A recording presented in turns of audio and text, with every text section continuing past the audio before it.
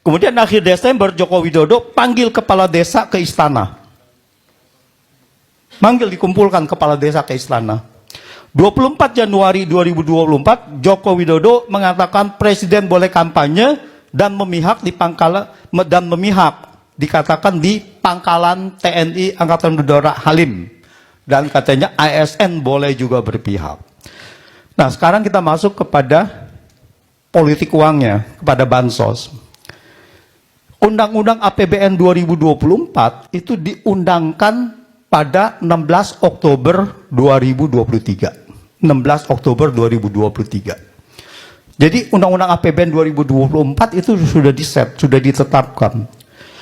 16 Oktober 2023 ini terjadi nepotisme di mana Paman Usman mengabulkan permohonan uji materi tadi supaya Gibran bisa menjadi cawapres. 25 Oktober tadi Gibran sudah mendaftar.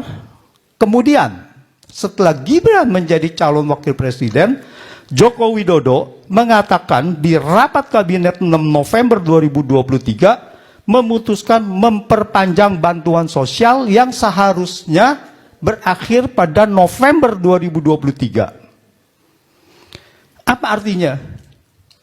Artinya bahwa Presiden mengatakan memperpanjang, artinya anggaran itu belum ada. Karena undang-undangnya sudah ditetapkan.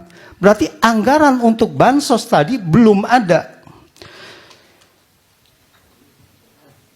Lalu kemudian bantuan sosial ini terdiri dari ya ada 5 hal ya. Nah, akhir Desember 2023 Sri Mulyani mengeluarkan kebijakan memblokir anggaran kementerian lembaga atau yang namanya automatic adjustment. Ya, semua anggaran kementerian lembaga kecuali ada yang tertentu, misalkan KPU anggarannya tidak boleh dikurangin gitu. Sekitar 50 triliun, 50,14 triliun. Anggaran ini untuk apa? Untuk dialihkan menjadi salah satunya adalah yang paling besar bansos. Artinya apa? Artinya bansos itu tidak ada anggarannya. Bukan anggaran dari Kementerian Sosial. Nah, di sini melanggar Undang-Undang APBN, karena Undang-Undang APBN itu terinci dari unit organisasi dan sebagainya itu, fungsi dan program, tetapi kemudian diabaikan. Cikal bakal awalnya terjadi automatic adjustment, ini adalah pada saat pandemi 2022. Pada saat pandemi memang dibolehkan untuk realokasi anggaran. Tetapi kemudian digunakan oleh Joko Widodo ini 2023 dilakukan lagi, padahal 2023 sudah tidak boleh. Karena sudah tidak masuk di dalam yang Perpu tadi, Perpu untuk corona itu. Ya, Undang-Undang nomor 2 jadinya. Nah, 2024 dilakukan lagi. Nah, di sini kenapa bisa dilakukan pelanggaran-pelanggaran ini? Karena civil society-nya tidak berjalan, karena DPR-nya tidak berjalan. Nah, sekarang DPR mau bergerak dengan hak angket, ini harus kita dorong. Supaya memang bahwa fungsi DPR yang mengawasi anggaran, ini bisa berjalan kembali gitu, bisa berfungsi secara normal lagi. Nah, di sini dilihat lagi, akhir Januari, pada tanggal 29 Januari, Menko Erlangga mengumumkan, pemerintah memutuskan memberi bantuan sosial baru, berarti belum ada anggarannya, tetapi diputuskan aja gitu, dalam bentuk BLT senilai 11,2 triliun.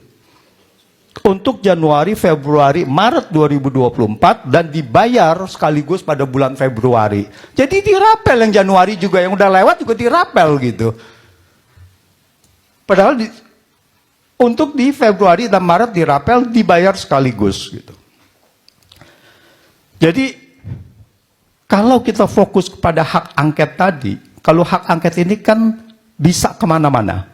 Salah satunya adalah bisa juga ke bansos, yang tadi dananya dari mana diambil, lalu ada apa tidak dananya, terinci sampai mana, dan itu semuanya bisa di-trace. Sehingga siapa yang bertanggung jawab, dan secara terbuka ini sudah bisa menjadi bukti bahwa ada pengalihan anggaran untuk bansos yang tadinya tidak ada anggaran dijadikan supaya ada anggaran. Dan ini pernyataan-pernyataan Sri Mulyani sangat serius. Kalau didalami, di sini saya lihat ada terjadi pelanggaran di dalam Undang-Undang APBN. Jadi saya melihatnya bahwa bantuan sosial ini melanggar sejumlah undang-undang. Satu adalah Undang-Undang Keuangan Negara pasal 15 ayat 5, yaitu APBN yang disetujui DPR terinci sampai unit, organisasi, fungsi, program, kegiatan, dan jenis belanjanya. Dan Undang-Undang APBN yang sudah disetujui DPR tidak boleh diubah pihak manapun, termasuk oleh Presiden, tanpa persetujuan DPR melalui mekanisme perubahan APBN. Undang-Undang Nomor 28 tahun 1999 tentang penyelenggaraan negara yang bersih dan bebas KKN. Pasal 5 dan ayat 4 mengatakan setiap penyelenggara negara wajib untuk tidak melakukan korupsi, kolusi, dan nepotisme. Yang dimaksud dengan nepotisme adalah setiap perbuatan penyelenggara negara secara melawan hukum yang menguntungkan kepentingan keluarganya dan kroninya di atas kepentingan masyarakat, bangsa, dan negara. Dalam hal ini, bantuan sosial yang diberikan oleh Joko Widodo merugikan keuangan negara untuk anaknya sebagai cawapres. Dan Undang-Undang Nomor 31 tahun 99 tentang pemberantasan korupsi, di mana di sini adalah menguntungkan, menyalahgunakan kekuasaannya, menguntungkan pihak lain, yaitu dan pihak keluarganya. Jadi saya rasa ini sangat serius di dalam Undang-Undang Keuangan, di dalam APBN ini, dan ini harus diusut tuntas. Demikian Mas Heru. Oke, terima kasih. Kita